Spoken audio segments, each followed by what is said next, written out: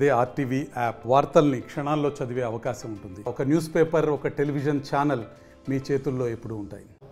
ఒక చిన్న పాప, ఒక 6 ఇయర్స్ 7 ఇయర్స్ పాప, ఆ పాప ఏదో జగన్మోహన్ రెడ్డి అంటే అభిమానమో లేకపోతే ఏమో తెలియదు, కానీ ఏదో ఒక భావోద్వేగానికి గురైపోయి దగ్గరికి పోవాలా అని చెప్పేసి ఒక ఆలోచన చేస్తే దానిపైన వాళ్ళ తల్లిదండ్రుల పేర్లు పెట్టి ఆ అమ్మాయి పేరు పెట్టి ఒక కులాన్ని కూడా ఆపాదించి ఇంత దిగజారుతనం ఎక్కడ కానీ చూడలేదు సోషల్ మీడియాలో. వాళ్ళ యొక్క ఆత్మస్థైర్యం కూడా, ఎందుకంటే నేను చూశాను ఒకతూరి తెనాలి అనుకున్నాను. తెనాలి జిల్లాలో జగనన్న కాలనీలో ఇల్లు కట్టి ఆ ఇల్లు అనేది ఇచ్చేసి ఆ పట్టా ఇచ్చినప్పుడు గీతాంజలి ఏదో దుర్గాంజలి ఏదో ఒక అమ్మాయి పేరు, ఆమె వచ్చేసి ఎప్పుడు ఇంతవరకు మాకు ఇవ్వలేదు, నాకు షెల్టర్ ఇచ్చిందని చెప్పి పొగిడితే ఇట్లే సోషల్ మీడియాలో ఈ తెలుగుదేశం పార్టీకి సంబంధించిన సోషల్ మీడియాలో కూడా చాలా కూడా ఆపాదించి ఏమో కూడా చెప్పి చేస్తే ఆ అమ్మాయి ఆత్మహత్య చేసుకుంది జస్ట్ 1.5 years బ్యాక్.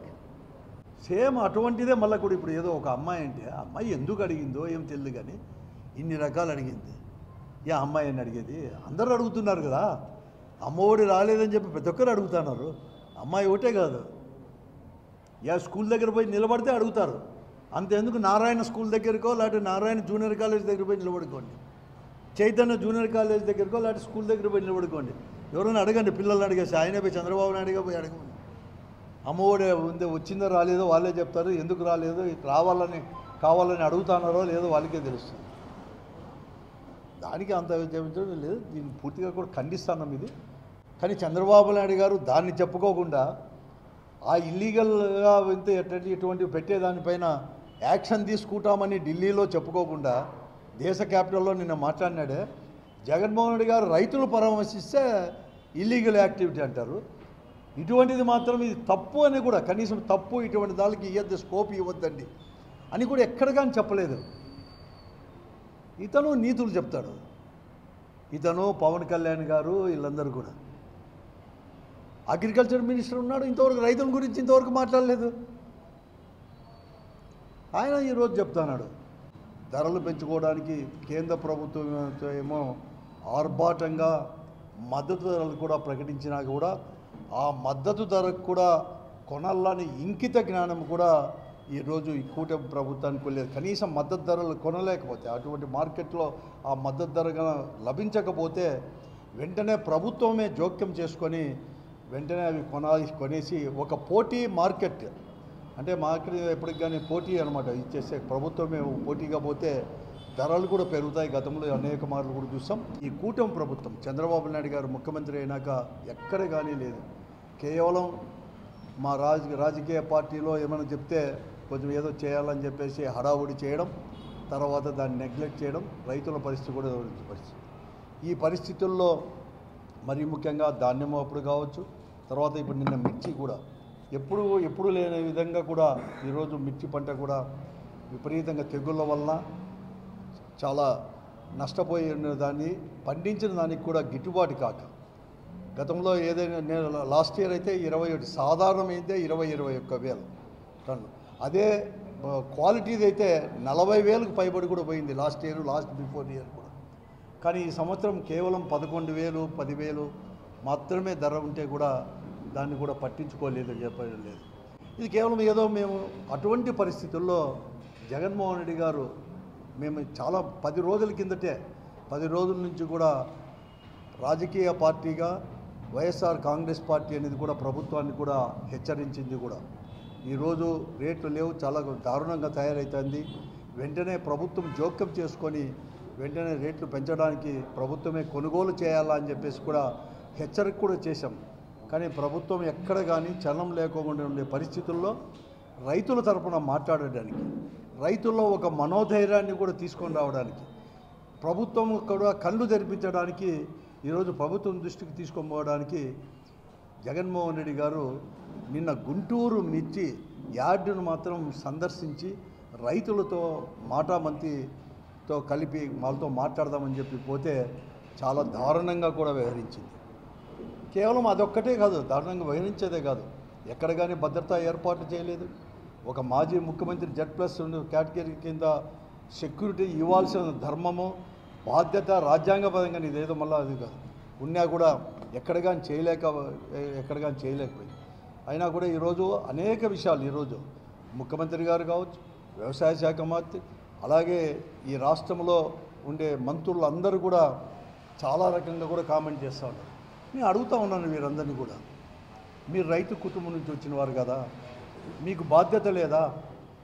ఈ ప్రభుత్వం కానీ మంత్రులుగా కానీ ఈ ప్రభుత్వం బాధ్యత విస్మరించింది కాబట్టే, మీ బాధ్యతను విస్మరించారు కాబట్టే దాన్ని మద్దతు చేయడానికి ప్రజాస్వామ్య పద్ధతిలో ప్రజల కోసము రైతుల కోసం మద్దతు ఉండడానికి జగన్మోహన్ రెడ్డి గారు తప్ప ఏమన్నా చేసింది అని చెప్పి నేను అడుగుతాను. ఎక్కడ లేదా? గతంలో అనేక మార్లు కూడా చేశాం కదా, పోరాటాలు ఇవన్నీ కూడా చేశాం కదా. కనీసం మేము పోతే, కనీసం జగన్మోహన్ రెడ్డి గారు పోతే అనేక రకాల, ఎందుకంటే అక్కడ చూసిన ప్రజాదరణ ఇలా అనుకుంటున్నాం మేము ఏదో వైఎస్ఆర్ కాంగ్రెస్ పార్టీ కానీ అధికారం కోల్పోయిండొచ్చు, కానీ ప్రజల మద్దతు కానీ ప్రజల ఆదరణ మాత్రం ఎక్కడా కోల్పోలేదు. ఈరోజు కూడా జగన్మోహన్ రెడ్డి గారు ఒక నాయకుడి పైన, జగన్మోహన్ రెడ్డి గారి పైన కానీ వైఎస్ఆర్ కాంగ్రెస్ పార్టీ పైన పెద్ద ఎత్తున కూడా నమ్మకం ఉంది జనంలో.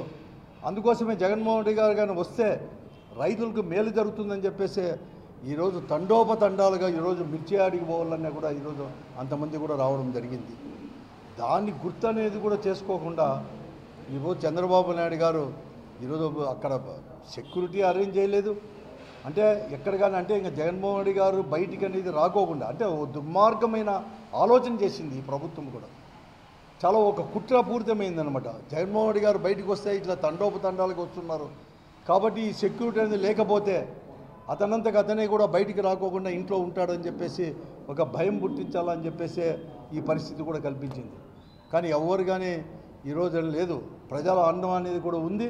తప్పకుండా కూడా ప్రజా పోరాటాలు చేసేదానికని ప్రజల కోసం ఏ కష్టం వచ్చినా కూడా బయటికి రావడానికి ఎప్పుడు కానీ సంసిద్ధంగా వైఎస్ఆర్ కాంగ్రెస్ పార్టీ శ్రేణులు కావచ్చు, కార్యకర్తలు కానీ, అలాగే మా నాయకుడు జగన్మోహన్ రెడ్డి గారిని వచ్చడానికి ఎప్పుడు కానీ సిద్ధంగా ఉంటాడని చెప్పేసి కూడా తెలియజేస్తున్నాను ఈ ప్రభుత్వానికి.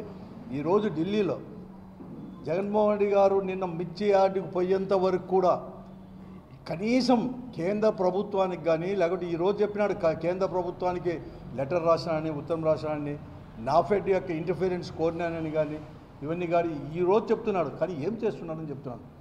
మేమే కాదే, నాకు తెలిసినంతవరకు 11వ తేదో 12వ తేదో పెద్ద ఎత్తున ఈనాడులోనే పెద్ద ఆర్టికల్ వచ్చేసింది.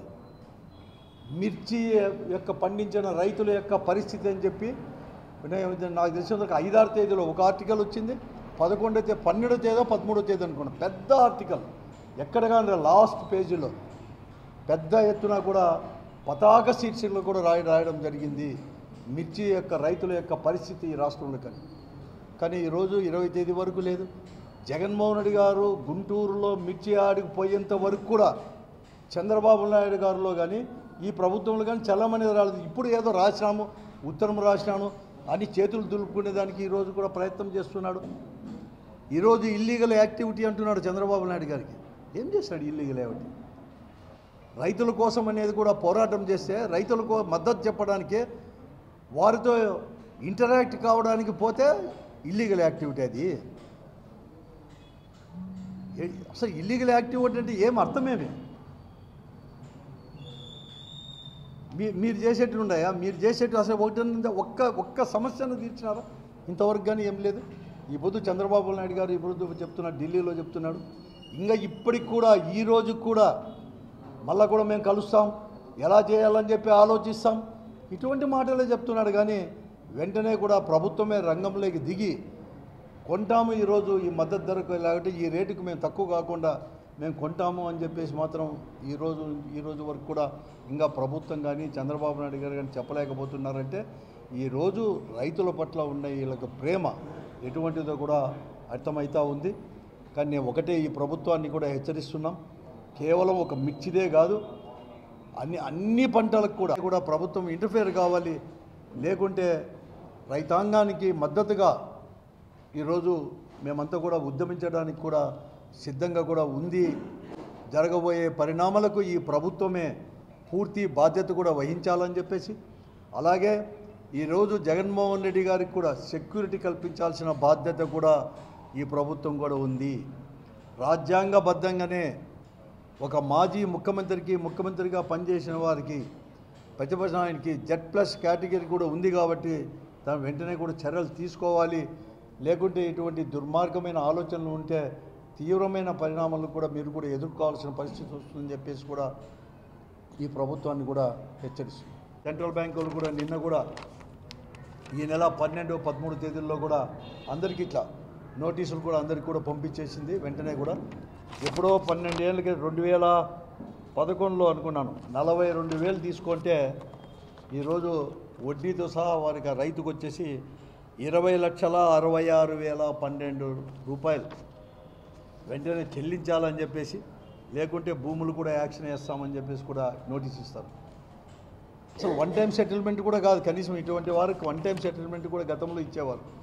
కానీ అటువంటిది లేకుండా వెంటనే ఇవ్వాలని చెప్పేసి సెంట్రల్ బ్యాంక్ చెప్పేసి నోటీసులు కూడా ఇవన్నీ కూడా ఇస్తూ ఉంది రైతులకు. అంటే ఇది ఒకటే నేను ఎగ్జాంపుల్ చెప్తున్నాను, అందరికీ పంపిస్తూ ఉంది రైతులు.